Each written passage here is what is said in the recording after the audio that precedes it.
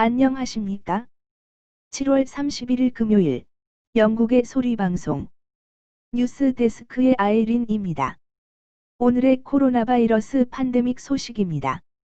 글로벌 확진자 누계 1728만 153명, 사망자 누계 67만 3022명. 영국 확진자 누계 30만 3910명, 사망자 누계 4만 6084명. 위의 통계는 영국 표준 시각으로 오늘 오전 6시를 기준으로 산출된 수치입니다. 어제부터 북부 잉글랜드 지역의 록다운이 다시 실시되었습니다. 만체스터와 동부 랑카셔 그리고 서부 요오크셔 지역에서는 별거하는 가족들은 같은 식구라도 같은 실내 공간에서 만나는 것이 금지되었습니다. 영국 정부는 룩셈부르크의 에어브리지를 취소하고 룩셈부르크에서 도착하는 승객들을 14일간의 자가격리 조치를 취하고 있습니다. 웨일즈 지역에서는 다음 월요일부터 30명까지 같은 공간에 모이는 것이 허용됩니다. 런던 소식입니다. 오늘자 인디펜던트 신문 뉴스 월드 에이저 페이지에 강제 낙태에서 상폭력까지라는 제목 아래 감옥에 있는 북한 여성들의 가슴 찢어지는 반인권 문제를 다루는 전면 기사에서 저희 방송 박지현 팀장의 인터뷰 내용이 전체 기사를 장식하며 실렸습니다. 박지현 씨는 인터뷰에서 2번에 걸친 자신의 탈북과 북송으로 감옥에서 자신이 당했고 같은 감옥의 동료들이 당하던 일들을 담담히 설명하고 있습니다.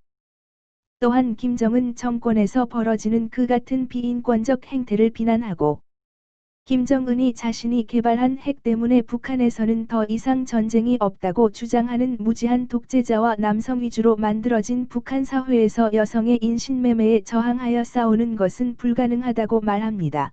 여성을 무시하는 남성 주도 사회에서 평화를 기대할 수도 없으나 그 속에서 살아나온 자신은 북한 여성의 권리를 위해 싸우는 것을 포기할 수 없다고 주장합니다. 원문 기사를 읽고 싶으신 시청자들을 위해 방송 제목의 유튜브 주소를 명기해 드리겠습니다. 다음은 유럽연합이 발표한 대북한 사이버 제재 명단과 상세 내용을 박지현 팀장이 분석 보도해 드립니다. 유럽연합이 30일 북한의 조선 엑스포 합병회사를 포함한 첫 사이버 제재 명단을 발표했습니다.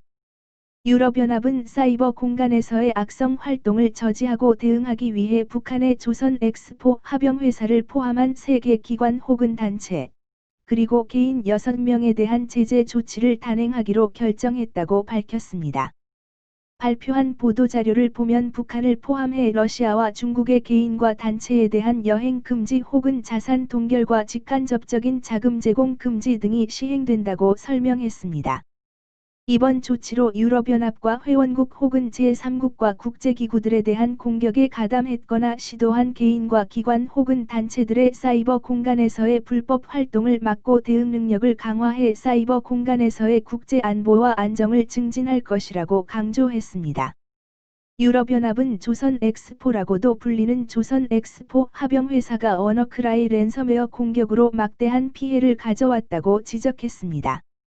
워너크라이 랜섬웨어 공격은 북한의 대표적 해킹 조직인 라자루스 그룹이 2017년 전 세계 150여 개국, 30여만 대의 컴퓨터를 감염시킨 사이버 공격을 말합니다. 유럽연합은 조선 엑스포 합병회사가 미국 보안업체 파이어아이에 의해 명명된 에프트38 조직 혹은 워너크라이 랜섬웨어 공격을 감행한 라자루스 그룹 등과 연계됐을 수 있다고 밝혔습니다. 미국 법무부는 2018년 라자루스의 핵심 요원인 북한 해커 박진혁을 기소했고, 미국 재무부는 박진혁이 속한 유령 회사인 조선 엑스포 합병회사를 제재 명단에 올린 바 있습니다. 유럽연합은 또 조선 엑스포 합병회사가 2017년 2월 폴란드 금융감독원 웹사이트 악성 코드 공격, 2014년 미국의 소니 영화사 해킹 사건 등에 연루됐다고 지적했습니다. 또한 2016년 방글라데시 중앙은행 송금망을 해킹해 필리핀의 한 은행으로 8,100만 달러를 빼돌린 사건과 2015년 베트남 즉 원남의 티엔퐁 상업은행, 텐퐁뱅, 해킹 등을 통한 사이버 현금 갈취, 사이버 세프트 사건의 배후로도 지목했습니다. 앞서 유럽연합은 유럽연합이 정직성과 안보 그리고 경제적 경쟁력을 해치려는 목적의 악성 사이버 활동을 수차례 비난한 바 있고, 관련 법 규정 기준에 따라 제재 대상을 결정한다고 자유아시아 방송에 밝힌 바 있습니다. 제재는 악성 사이버 활동에 대응하기 위한 사이버 외교 도구, 사이버 디플로머시 툴박스 중 하나라는 설명입니다. 유럽연합 이사회는 지난해 5월 악성 사이버 활동에 대한 공동 외교적 대응의 틀을 마련하기로 결정한 바 있습니다. 유럽연합은 국제 평화와 안정을 위해 세계 각국이 불법 사이버 활동에 대한 적극적인 주의를 기울이고 합당한 조치를 취할 것을 촉구했습니다. 한편, 유럽연합은 이날 북한의 핵과 미사일 등 대량 파괴무기, WMD, 개발과 관련한 독자 제재 대상 명단도 그대로 유지한다고 밝혔습니다. 지난해와 마찬가지로 유럽연합은 북한의 대량 파괴무기 관련 프로그램 가담 혹은 제재 회피를 도운 개인 57명, 기관 9곳을 제재 대상으로 결정하고 오는 31일 관보를 통해 관련 내용을 발표할 예정입니다. 유럽연합은 또 유엔 안전보장이사회 산하대북제재위원회가 발표한 개인 80명, 75개 기관에 대해서도 제재를 부과하고 있습니다. 유럽연합 이사회는 유럽연합이 대북 제재는 어느 나라에 대한 제재보다고 강하다고 강조했습니다. 시청해 주셔서 감사합니다. 지난 방송들을 보시려면 유튜브에서 영국의 소리방송을 찾아주십시오.